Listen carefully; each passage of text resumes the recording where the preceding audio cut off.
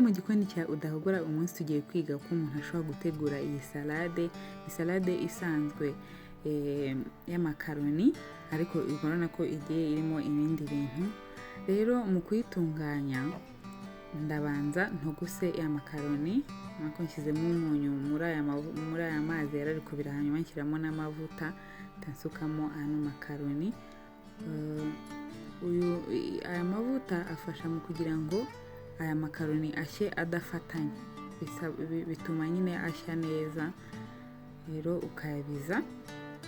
Impamvu tuyaheraho ni uko ntabwo ushobora gukora salade irimo ibintu bishyushye, byumvikana ko ugomba kuyatunganya mbere, hanyuma rero ugakuramo ano mazi ukayumutsa, hanyuma ukayashyira ku ruhande akabahora, kugira ngo nyine uze kurangiza gutunganya ibindi uri bukenere muri ya salade ya makaroni yamaze guhora.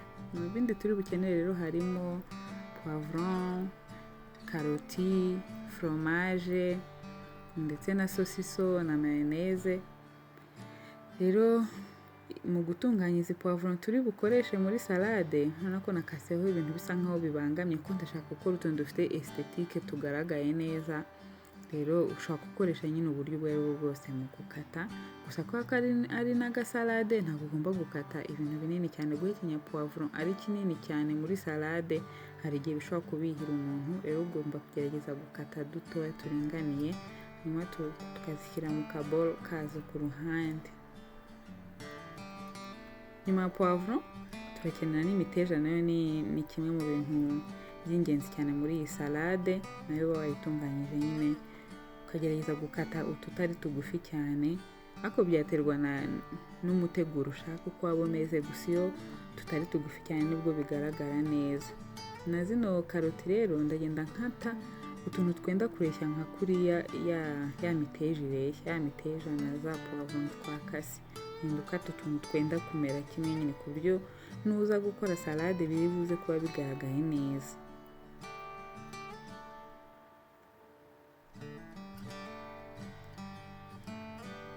Nyuma rero yo gutunganya karoti nazo turazishyira ku ruhande.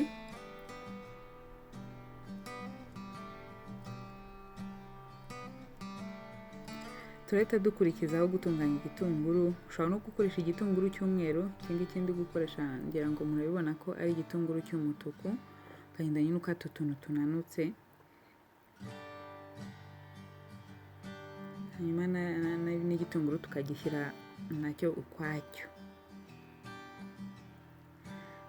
Sosiso nayo ushobora kuyikoresha. Ni salade niganye nyigiye ku muntu w'inshuti yanjye, twamusuye ndavuga nti iyi salade ntibaho, iraryoshye, ngomba nanjye kuyikora. Ndayikora kandi koko nasanze iryoshye, rero nawe ushobora kuyigerageza. Zose sosiso rero zikata zishyira ku ruhande, hanyuma ugakata na fromage.